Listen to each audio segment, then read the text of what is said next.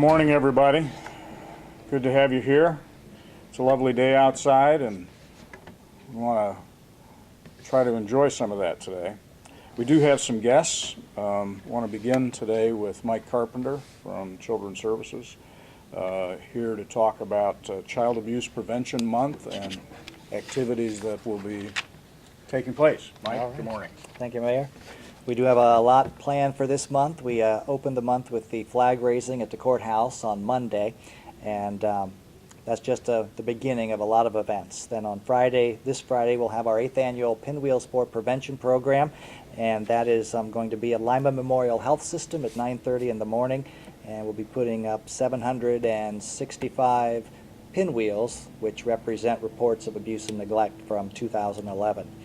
And next week, there's a statewide Ohio Wear Blue to Work Day on Wednesday, April 11th, and we're encouraging everyone to wear blue that day. And we've also have some pins that say wear blue to work, and child abuse is preventable, and we can get those to you if you give us a call at Children's Services, or I have a bunch with me today. Then on Thursday of next week is our annual Community for Kids breakfast. That'll be held at 7:30 at the Veterans Memorial Civic and Convention Center, and the public is invited to attend that. The Lima Exchange Club is having their art auction on Friday, April 13th at St. Gerard's Parish Hall, and that benefits their child abuse prevention projects. And on Saturday, April 14th at Children's Services, we'll have another medication collection day, so that's a good chance for people to drop off any unwanted prescriptions or any old drugs that they have. That'll be Saturday, April 14th, 9 a.m. to noon, and that'll be again at Children's Services on West Spring Street. On Saturday, April 28th, toward the end of the month, the Partnership for Violence-Free Families will hold their Spank Out Day. That'll be 12 to 3 at the Eagles Lodge on Robb Avenue. There'll be lots of activities for children, including some animals from the zoo. And then the month wraps up on Sunday, April 29th at the Ottawa Metro Park from 1 to 4. Crime Victim Services, CASA, and GAL will have their annual walk. So everyone is invited to attend, take part in these events, and we do have them on our website, allencsb.com, if you'd like to take a look. Thank you. Thank you, Mike. Lots of activities this month which involve lots of organizations. We certainly want to encourage people to participate. Child abuse it's a reality in our community, and it's one that does demand the attention of professionals as well as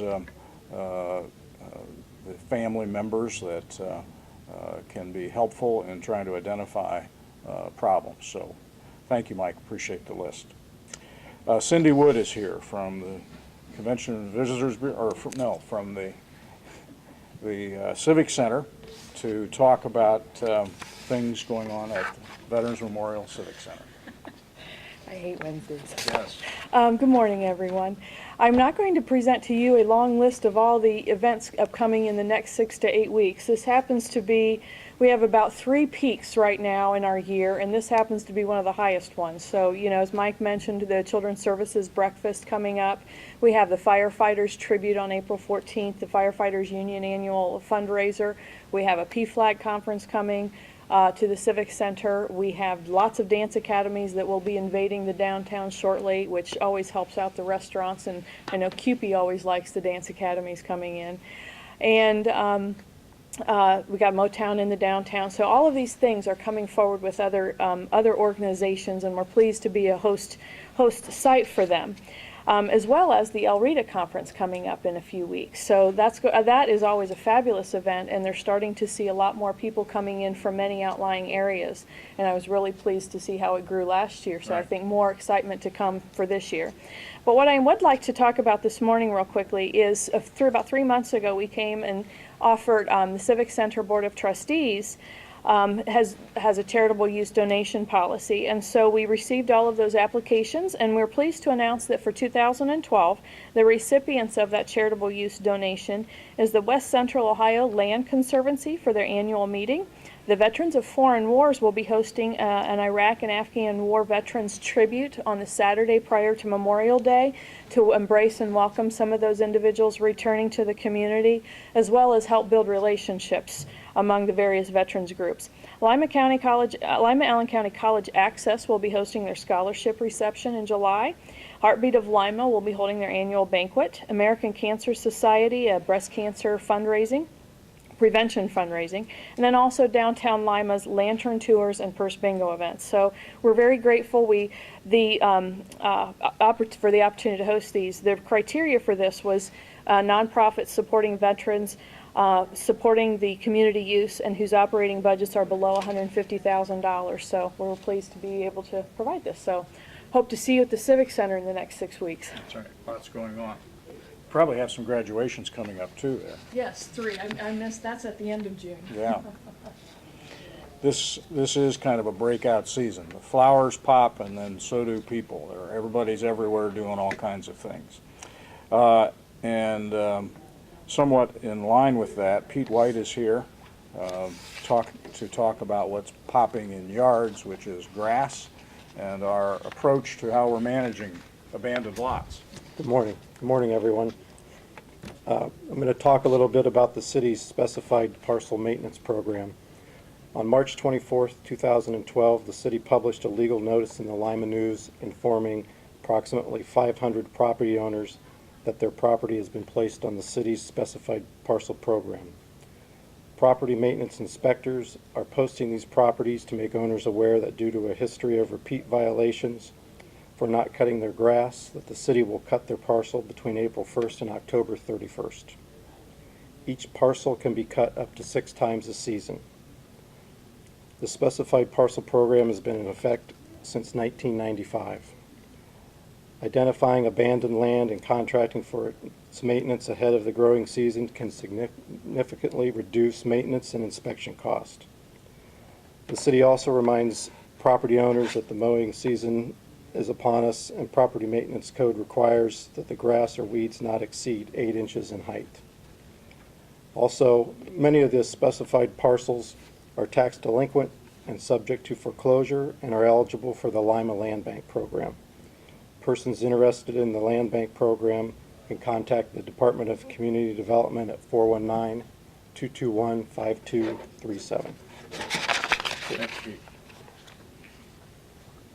So that list, I believe, has grown substantially from last year. There's probably another 100 parcels on there. It's grown since 2010, a little over 200 parcels. 200 in the last 2 years that we've added, and these are properties, as Pete mentioned, that have historically been not maintained and abandoned by their owners.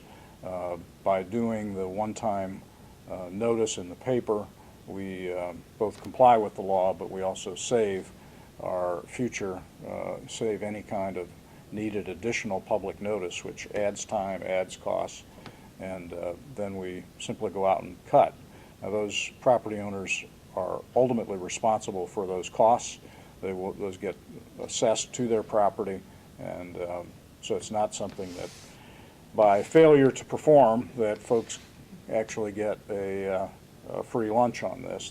They are held accountable, and I think the other thing to emphasize is that those abandoned parcels, if you are a neighbor to those parcels, we want to encourage you to consider the possibility of actually coming in and applying to own those parcels. Particularly as a next door neighbor, those are good prospects for coming through the land bank. We can foreclose. We want to get it into the hands of a responsible tax-paying owner, and next door neighbors are the best prospects for us. So thank you, Pete. Doug Durliat's here from Rhodes to talk about an update on the Manufacturing Pathways Initiative. Okay, thank you, Mayor. Good morning. Just want to promote an upcoming basic manufacturing pathway class, which will start on May 7th at Rhodes State College. Funding for this program is through a community development block grant through the city of Lima. It covers the instructor fees and material costs for the students. They get a booklet which outlines the program, and it's a resource they can use after completing the class. But this class, for those of you who are not familiar, it covers basic manufacturing terminology, processes, refreshes your skills on some math that you could use in the workplace. We have them go through a FAFSA application. That's the free application for federal student aid, and a lot of them are surprised to learn that they can qualify for a substantial amount of Pell Grant dollars, which would pay for any post pathway training that they might want to take to further their education and enhance their chances of obtaining employment. And we also do some resume writing and get them to format their resume in the way that employers are looking at it right now to give them the best chance of marketing themselves when they're applying for work. But the thing about this class, we don't guarantee employment. We do make referrals on their behalf. And what it's becoming is it's kind of a remedial or it's some kind of a refresher program for people to take more advanced manufacturing training, because that's just the way the technology has been advancing manufacturing. It takes more skills to even get an entry-level job in manufacturing, and the jobs are out there. I was just looking at the bulletin board in the engineering department at Rhodes State College, which is where my offices are, and just in the last 10 days I've posted no fewer than 16 job openings in area manufacturers. And they're not entry-level jobs. These are jobs such as CNC machinists, regular machinists, engineers, environmental technicians, and a whole host of other jobs. And they require at least a post-secondary certification, if not at least an associate's degree to qualify. So that's the trend in manufacturing, and this is a good first step for a lot of people who have been away from school for several years or just need a refresher to get them back into the groove, to get them qualified for applying for these jobs. And so we're offering this at no cost to students. We do have a limit of 15 seats in this class, and there still are some seats available. It'll run on Mondays, Wednesdays, and Fridays beginning May 7th. It'll finish up on Wednesday the 23rd. And those who get certified, they're on our contact list for job referrals, and we let them know about free computer training, mock interview days, job fairs, and other events that we're aligned with. And while I have a little bit of time here, I'd also like to give a snapshot of the process operator program. Again, this was another grant obtained through the city, and Rhodes and Apollo has been administering this program for close to 3 years now, and we're finishing up the final year of this program, where we upgraded the Apollo class in process operating and then created a certificate at Rhodes State College to train people for employment in places such as the Husky Refinery, Potash Corporation, and a number of other process operations in the region. We're in the process right now of updating our progress as far as job interviews and job placements in this program, and just in the preliminary stages of these contacts, those who haven't already obtained employment, the ones that had just finished the classes at Apollo last fall and just finishing up last month, students are already getting employed at places like Guardian Ethanol, the Poet Ethanol plant up at Lipsick, the cookie factory up at Macomb, Potash Corporation here in Lima. Others are in various stages of testing and screening with the job openings that have just opened up at Husky Refinery. We're hoping that a number of them make it all the way through and get offered employment there. But it's been very positive so far, and we hope to have a firmer number on just how the job placement and interviewing success rates and those sorts of data in the next week or two, and we'll be able to report that when it comes time to the city. But there is some information on this next basic pathway class. We have a flyer and also a news release, and if you have any other questions, I'd be glad to answer them after this news conference. Okay. Thank you, Doug.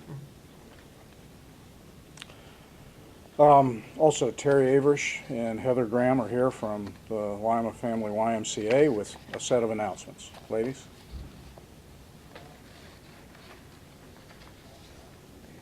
Thanks for having us. We have a lot of different activities going on in April that I want to make everyone aware of. Our next session of all classes starts April 16th, and everybody focuses on swim lessons in the springtime and to get the kids ready for summer swimming. And we do have swim lessons for all ages, infants through adults, seniors.